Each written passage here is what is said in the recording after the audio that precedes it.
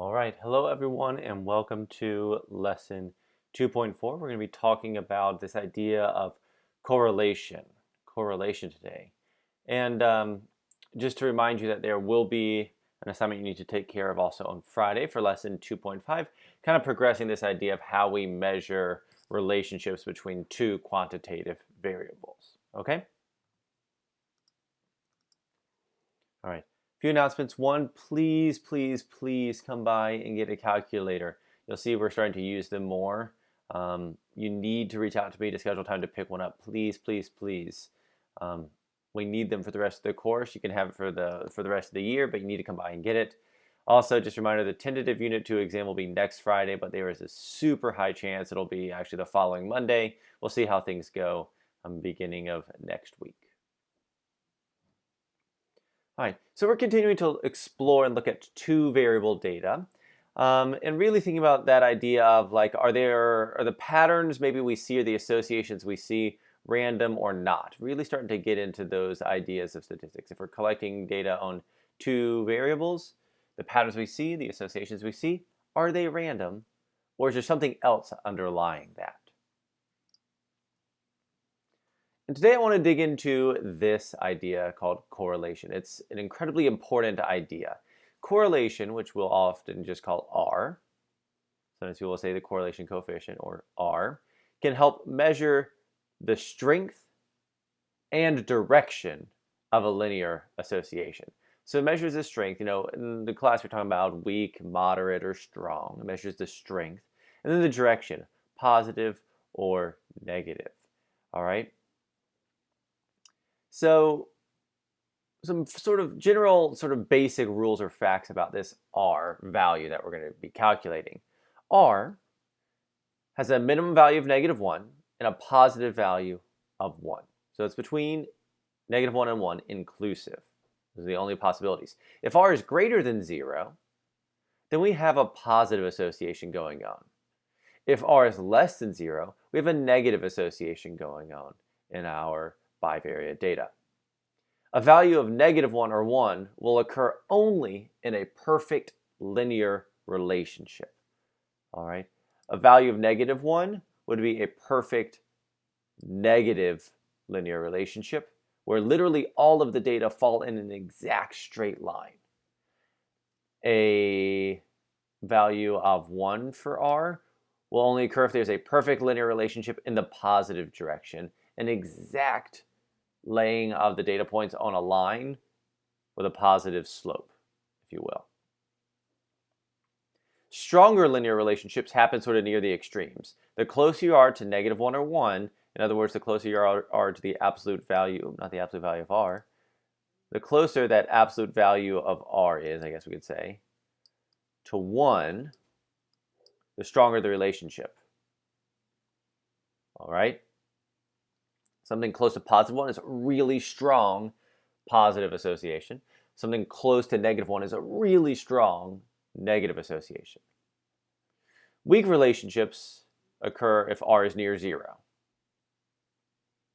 Something in the middle, maybe 0.5, 0.6-ish, is a moderate relationship in the positive direction. Something around -0.5 or -0.6 would be a moderate relationship or moderate association in the negative direction. These correlations, though, are only appropriate for linear relationships. Only appropriate for linear relationships. Sometimes you'll see people actually misapply this idea of correlation. We can only use correlation to talk about linear relationships. We'll get a little more into that here in a second. Finally, R has no units. R is just a number. Okay, so you cannot put units on R. It is just a unitless measurement of strength and direction. So here are some examples of plots, scatter plots, and their associated R values, okay? Here our R value is, Here our R value is 0.94. Okay, how do we interpret this? And I would encourage you to sort of take notes on this, whatever you can, to remember this, because this is really critical. 0.94. We have a positive association, because R is positive, And it's fairly strong. Our R value is close to 1. All right? R value is close to 1 and positive. We have a fairly strong and positive association between our two variables. Notice they form a pretty good line. So as variable in our horizontal direction increases, our variable in our y direction will generally increase as well. Scatter plot 2, we have an R value of 1. That means our data is on a perfect positive relationship. They just lie on an exact straight line. All right? So we have an incredibly strong positive association. Here, we have an R value of 0.55. The data points look like they are just generally increasing in y as x increases. Generally, it's heading up that direction. But our association is moderate. We have only a moderate association in the positive direction. So as our x value increases, our y value will tend to increase as well. This is not a very strong relationship. An R value of 0.01, it's still positive, so we have a slight positive association, but an incredibly weak association. Notice the points here are all scattered around a lot. Scatter plot number 5, we have a negative R value. So in general, we're decreasing, but our R value is 0.44. So we have a moderately strong negative relationship here. So as our x value increases, our y value will tend to decrease. Scatter plot 6, our R value is negative 0.88. That's a pretty strong negative association. As our x value increases, our y value will tend to decrease. An R value here of -1, we have a incredibly strong linear relationship between our x values and our y values. And again, the R value of -1, the negative implies or means that the direction is a negative association. Anytime we have a negative, it's a negative association. And the 1 indicates it's incredibly strong. This would only happen if all the data lie on an exact straight line. 0.75, we have a positive association, a positive relationship between x and y here.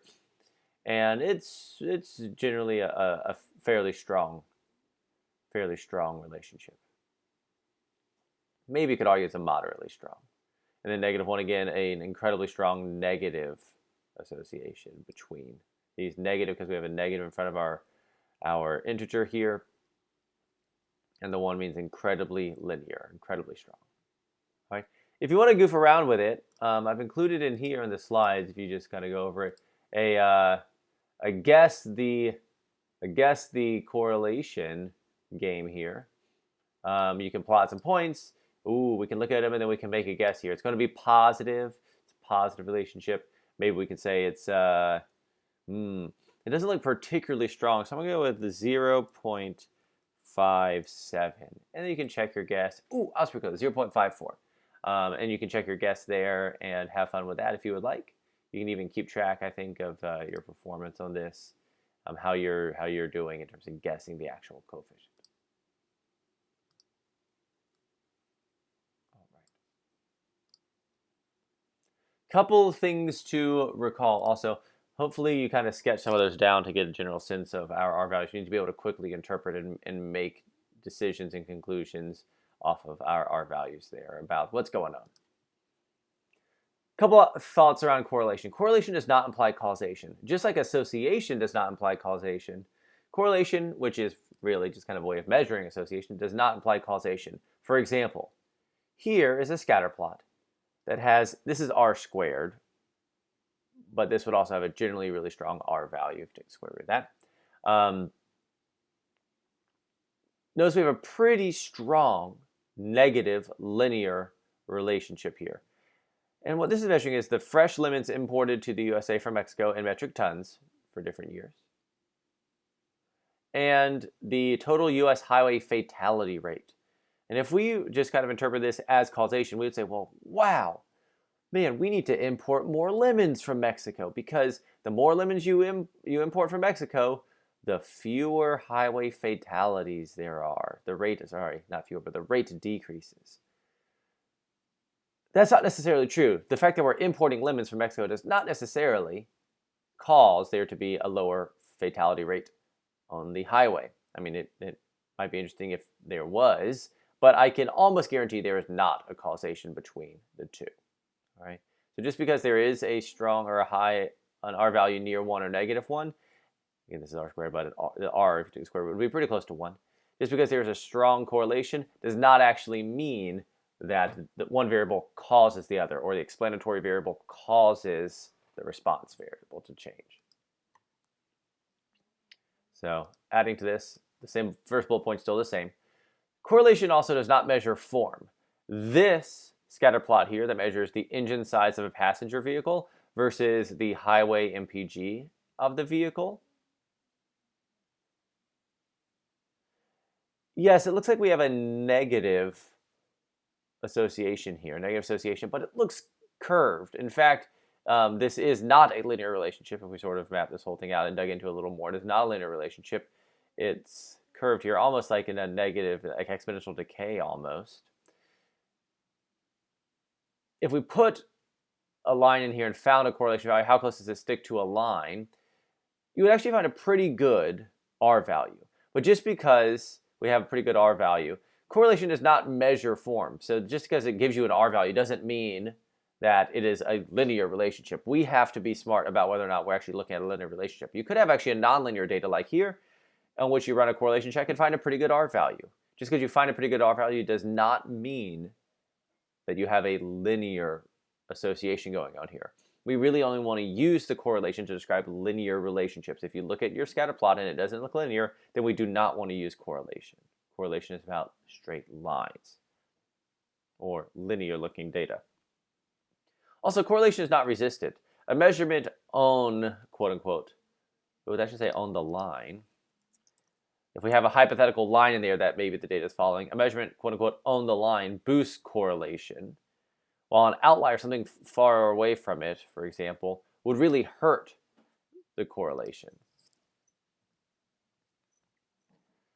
So if you have things that are really out of the pattern, it will really shift your correlation that you calculate. But something that kind of really tightly fits the hypothetical line might accidentally overly skew your correlation to make you think that, oh wow, things do fit that line. But that's not necessarily true. Correlation is not resistant, just like the mean is not resistant. So how do we even calculate correlation? Well, it's kind of complicated. So I'm going to walk through it. I'm not even going to show an example. I'm just going to kind of walk through it conceptually. And we're actually just going to use our technology to calculate this all the time. Here's the formula. The R value is equal to 1 divided by n minus 1, where n is the number of data points. So 1 over n minus 1, and then we multiply that by the sum of. Now this is interesting. What we're actually calculating here is essentially the z-scores, or the standardized scores, for our each of our x points, and our z-scores for each of our corresponding y points. Because remember, the x and the y values are used to plot a single individual. So we calculate the individual z-scores for x and y, we multiply the corresponding ones together, and add all those together. So what we're doing is we're standardizing our observations in both variables. And we're actually, notice this is the z-score formula, the data point minus the mean over the standard deviation. For x, data point minus the mean over the standard deviation for y. We find that z-score for one individual and multiply the x and the y z-scores together. Then we do that for the second individual, and the third individual, and the fourth individual, and then we add them together. And then essentially, after we multiply the two z-scores together, we add them, and then we divide by n minus 1, which essentially averages that. So essentially we're finding the average of the multiplied z-scores. Is essentially what we're doing here, right? That's actually worth typing. Essentially what we're finding here is the average of the multiplied, if I can spell, multiplied z-scores. Actually, I'll just say standardized scores for each individual. Maybe it's one way we could say that. But like I said, we're not actually going to spend time doing that. You could do it by hand. You could calculate the mean, the standard deviation for x, mean, standard deviation for y, go data point by data point, follow this formula, add the product together, and then divide by n minus 1. it is fairly tedious, but it'll get you the R value. So instead, let's calculate the R value using some technology here. I have a website here that we're going to use. We're going to calculate the correlation and interpret what it means in the context of the situation. I'm going to use a website. For those of you who have a calculator at home, I'm also going to do it with a calculator real quick so you'll see both methods, okay? All right, here we go. So I also have linked on the slides here a calculator you can use. Here we are.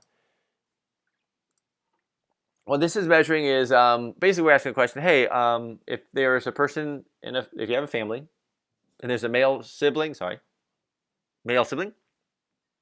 and a female sibling, are their heights going to be related, maybe? All right.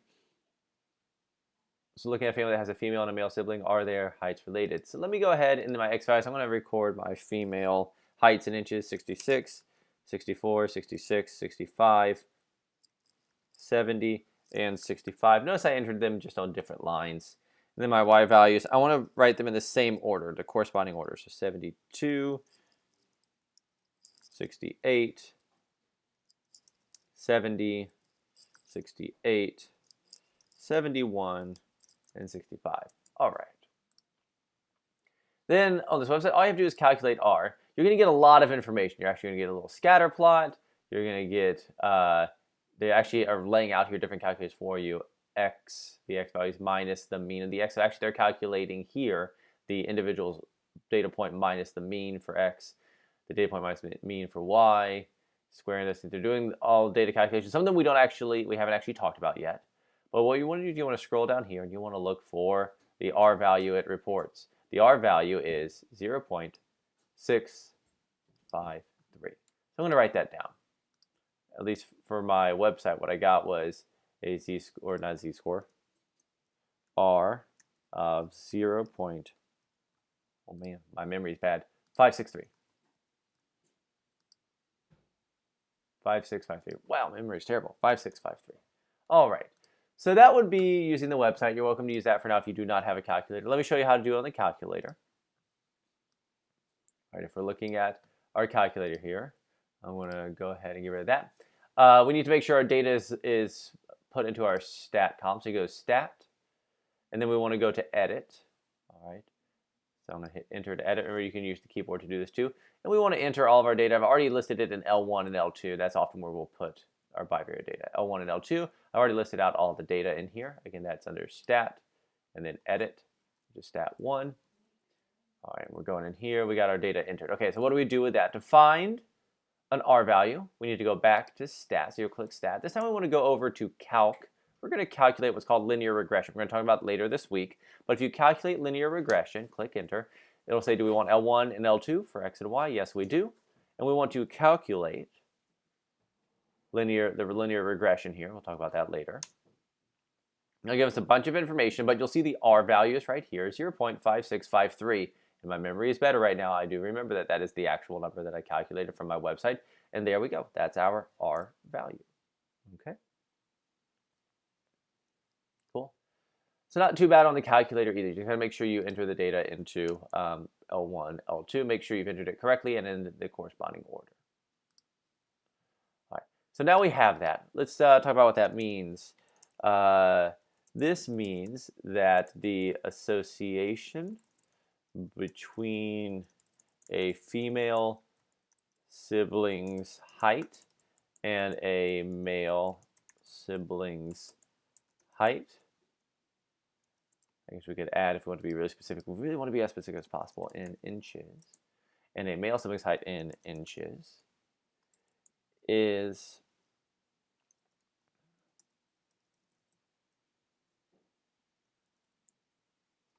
actually, no, this means that the association between is, we'll just say, moderately strong and positive. And then we want to dig into it in context. If a female sibling is taller, generally, the male sibling will also be taller. All right.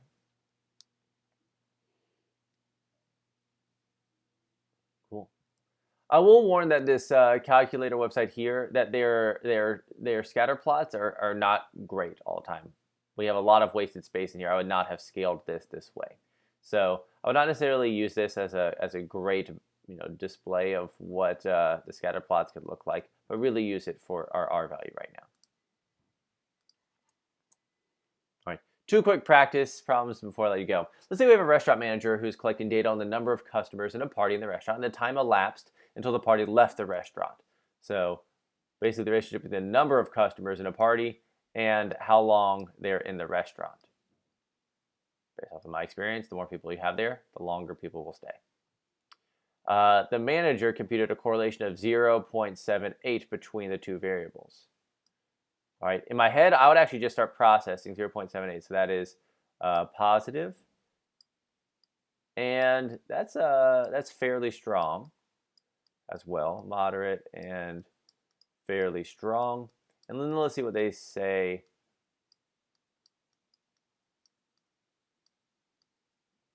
to us about this question. All right. What information does the correlation provide about the relationship between the number of customers in the party at the restaurant and the time elapsed until the party left the restaurant? If that helps, we can actually do, like, in general, like a little thing here. If it's that, we're going to have maybe something like this going up, right? And maybe down here is the number of customers. And then over here is time. And let's just think then, okay, I just sketched out a positive, fairly strong relationship between the number of customers and the time elapsed. Let's see, which of the following, what information does this correlation provide for us about this relationship? The relationship is linear because the correlation is positive. Remember, we cannot necessarily tell that a relationship is linear just from looking at this number here. No. The relationship is not linear because the correlation is positive. Again, we can't actually tell that just from the number there. We want to use correlation to describe linear, but it doesn't necessarily mean that it is. Just because we're looking at a correlation number doesn't mean that you applied it correctly. So just because we have that number does not mean that it is nonlinear or linear. We actually don't know without looking at the actual data points. The parties with a large number of customers are associated with longer times elapsed until the party left the restaurant. Larger number, longer times, that sounds like a positive relationship. As one increases, the other increases as well. Let's take a look at D. The parties with a larger number of customers are associated with a shorter time elapsed. No. That would be a negative relationship, right? That would be a place where the bigger the party, the less time, so our data would be doing that kind of thing. There's no relationship between the number of customers in a party at a table and the restaurant at a table in the restaurant and the time required until the party left the restaurant. No, we can't say that either. No relationship. It looks like it's actually a fairly strong relationship. Here we go. Don't forget, these correlation numbers are unitless. They do not mean that there's a linear relationship, but we should apply them to linear relationships.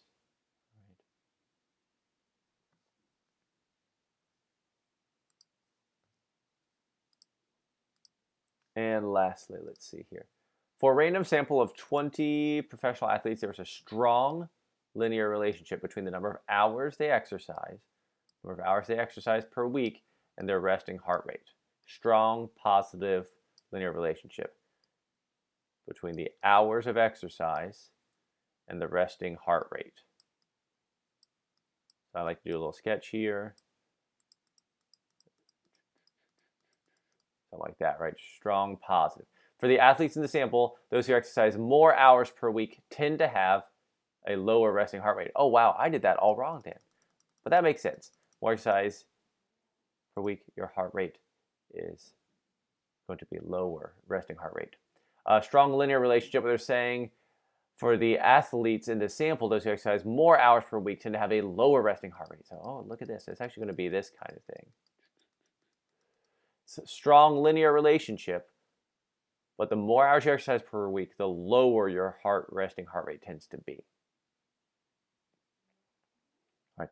Which of the following is a reasonable value for the correlation between the number of hours athletes exercise per week and their resting heart rate? So if the number of hours per week they rest, if that is higher, they have a lower resting heart rate, that would make this relationship be negative. So we need a negative R value. We're told that's strong and linear. So strong would be closer to 1. This only happens if we have a perfectly linear, so it's out.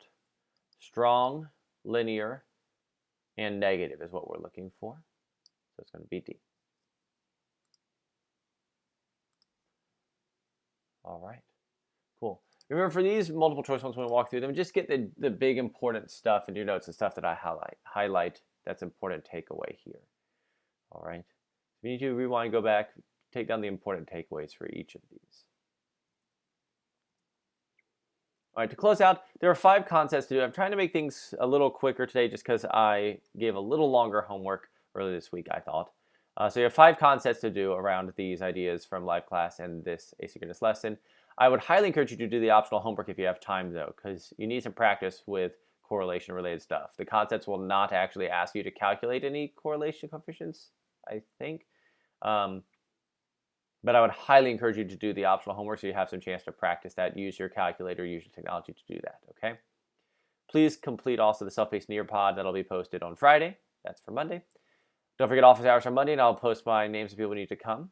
I'll post that on Friday. And come pick up calculators, please, please, please, please. All right? I'll see you all later. Do the concepts, please.